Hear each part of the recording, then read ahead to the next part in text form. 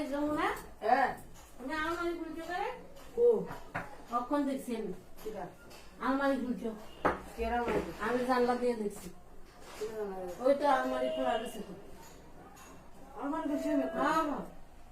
আলমারি না খুললে এটা খোলা রইলো কেন এই যে, তারা তো আলমারি বাইন্দা গেছে আমি তো না দেখতেছি না না এটা হইতেই পারে না এটা হইতেই পারে না আমি ওখানে হাতে থাকতেছি খোলার পরে আমি না দাদা না ভিডিও করতেছি এটা খোলা থাকতেই পারে না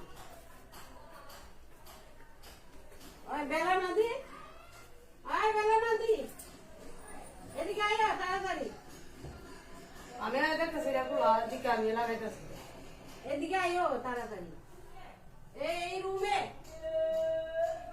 আকাশের রুমে আয়ো আরে আমি আর দেখতেছি এটা আরে তুমি দেখবা করতে গিয়া আমি জানলা দিয়ে দাঁড়াই রইছি আমি জানলা দিয়া দাঁড়াই রইছি বলে যমুনা নাইকে রে তখন আমার চুপ কাটতে কইছি নাইকে আমি আইছি আমি আয়া দেখি আলমারি খুলতে বুঝলি তা আমি দৌড়াই এই দিক দিয়ে আইছি আমি কইতেছি তুমি আলমারি খুলছো করে আমি দেখতেছি এটা আরে না এটা করো না আমরা চুপচাপ রয়েছি বুঝলি আমরা কতদিন যাবত অনেক টাকা হয়েছে অনেক হিসাব নাই হিসাব নাই আরে হ্যাঁ এটা তো ঠিক না তুমি কাজ করো এত কিছু করো এত যত্ন করো তোমার আমরা ভালোবাসি তুমি যদি জিএম থেকে এন থেকে আকাশের ব্যাগের থেকে টাকা নিবে আমার ব্যাগের থেকে টাকা নিবে এখন আলমারি খুলো এটা তো সাংঘাতিক কথা আলমারি ফুটারে হ্যাঁ আর না আলমারি আছে না এটা না আমি বুঝছে? দেখতেছি হ্যাঁ। আমার কাপড়টাতে লাগছে দেখা যাবে কিনা এরপর আমি আরে এদি কইয়া তোমার লাভ নাই আমি এখানে দাঁড়াইয়া পরিষ্কার দেখছি তুমি খুলছো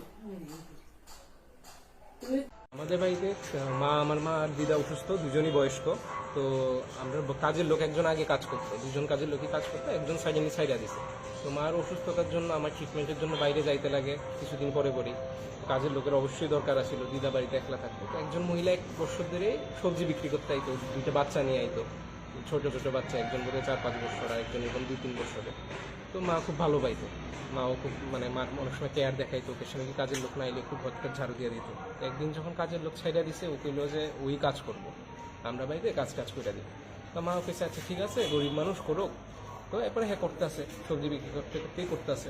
এখন বলে যে সবজি বিক্রিতে বেশি ইনকাম হয় না, তো ফুল টাইমেও করবো কাজ। তো প্রথম আমরা সন্ধ্যা বিকালেই রাখছি। তো এর উপর এটা সেপ্টেম্বরের থেকে মোটামুটি ফুল টাইমও কাজ করতেছে। এরপর নভেম্বরে আমার ম্যারেজের ব্যাপার ছিল, ম্যারেজ নিয়ে হওয়ার কথা। তো ওকেশনালি আমরা নোটিস করতাম যে পার্সের মধ্যে টাকার হিসাবে একটু হেরফের হইতো, ঠিক আছে। তো একদম মানে ছোটো মোটো হেরফের হইতো, তো আমরা বুঝতাম না। সাপোজ এটিএম থেকে 10,000 টাকা তুললাম, হঠাৎ গিয়ে দেখি যে 3,000 টাকা আমি নাই। তো বিয়ের ব্যাপার অনেক সময় বুঝিও না যে কোনখানে খরচা করে লাইছি, টের পাওয়া যায় না। তো এরপরে ফার্স্ট হিউজ আমরা যেটা চুরি হয়েছে আমরা নোটিস করছি, আমার আশীর্বাদে যে হারটা দিল, এটা আশীর্বাদের পরে আমি অ্যাকচুয়ালি হার হতে পড়তে পছন্দ করি না, তো মারে দিয়ে দিয়েছিলাম। তো এরপরে বিয়ের দিন আমি পড়ে যাবো, তো হার আর খুঁজা পাইতেছে না বিয়ের দিন। তো হার খুঁজা পায় না। এরপর ওই দিক দিয়ে আমার দিদির জামাইবাবু, ওনারও হারটা মিসিং। আমার দিদির বাচ্চা ছেলে আছে, 2 বছর হয়েছে না, ওরও হার মিসিং। তো আমরা বাড়িতে অ্যাকচুয়ালি কাজ দৌড়াদৌড়ি সব কিছু আসিল। তো আমরা ভাবছি কেউ না বাইরের মানুষকে চুরি করে নাইলেও, বাইরের মানুষ এমন সন্দেহ। যমুনা তো কাজ করে, মা তো বাজেভাবে অন্ধের মতো হেরে কাজ করে। যমুনাই নিজে ব্লেম করতেছে যে কে করছে, এটা ঠিক করছে না, এই সে। এরপরে এরকম টাকা নোটিস করতাম, ওকেশন এলে এরকম মিসিং থাকতো। তো বিয়ে লিয়া ঘর দুয়ারও খুব নাড়া পড়ছে, অনেক জিনিসপত্র আমরা স্টোর রুমে রেখে দিয়েছি। তো পরে গুছাই টুছাই স্টোর রুম থেকে জিনিস আনবো। তো ওকেশন এলে 1-2টা জিনিস মিসিং থাকলে ভাবতাম স্টোর রুমে আছে, কোনো সময় নাড়া দিলে পাইলাম। তো এত আমরা ভাবছি। তো এরপরে ফার্স্ট আমার ওয়াইফ নোটিস করলো 26 তারিখে। 26 তারিখে আমাদের আলমারির মধ্যে অ্যাকচুয়ালি ব্যাংক থেকে টাকা নেওয়া ছিল। তো ওইটা ব্যাংক থেকে যেরকম সিল করা, একদম প্যাকেজ সিল, মানে কাউন্টেড নোটসটা ছিল, 3টা বান্ডেল আছে 100 টাকা। তো 10,000 টাকা করে 3টা বান্ডেল আছে। তো হঠাৎ রাত্রে ও দেখে যে সবটি বান্ডেল থেকে কিছু চাঙ্ক অফ মানি মিসিং। তো আমি এরপর কাউন্ট করে দেখলাম, একটার মধ্যে অ্যারাউন্ড 40 নোটস আছে, আরেকটার মধ্যে অ্যারাউন্ড 38, আরেকটার মধ্যে 43। তো তখন ওয়াইফে আমি জিজ্ঞেস করলাম আমি এখান থেকে টাকা নিয়ে ইউজ করছি না, বুঝি না, আমি তার মানে হাতে দিচ্ছি। তো আমরা এরপরে সাসপেক্ট করছি যে কেউ তো এখানে চুরি করছে। তো বাইরের মানুষ করার পসিবিলিটি নেই, আমরা দরজা আটকায় যাই, ঘরের মধ্যে একজনই ঢুকানো, ও আয়ার আমরা বিছনা গুছায় যায়, ঘরটার মুছে। তো আমি যেহেতু ডিউটিতে থাকি, অনেক সময় বাড়িতে থাকি না, ওয়াইফও ডিউটিতে থাকে, তো মা আর দিদাই মেনলি বাড়িতে থাকে।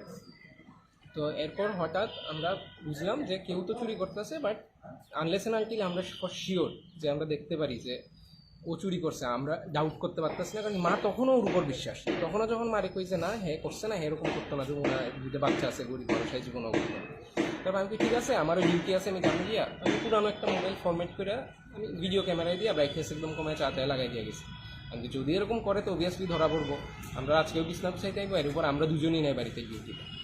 তো মারে আমি কইছিলাম যে যদি করে তুমি যাইও না, কারণ কি আমার মাও খুব অসুস্থ মানুষ, ট্রিটমেন্ট চলতেছে, তুমি যাইও না, হঠাৎ আঘাত টাঘাত কইরা বইতে পারে, ব্যথা ব্যথা পাইবে, আমি যে করলে করতে দিও, কইরা যাক দিয়া।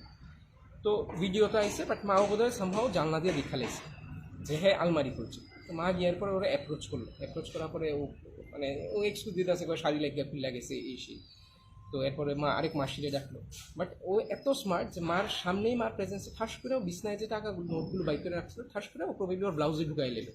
মানে এত স্মুথলি ঢুকাইছে যে এটা মানে অবিশ্বাস্য। আর ও আলমারিও খুললা জিনিস এভাবে নিতে আসছে যে হ্যাঁ জানে যে কোন সেকশনে কি আছে। ঠিক আছে, এই সেকশনে ইভেন আমার ওয়াইফের অনেক গোলজও আছে, আমরা সন্দেহ করে আগের দিনে কিছু গোল ছড়াই লেছি।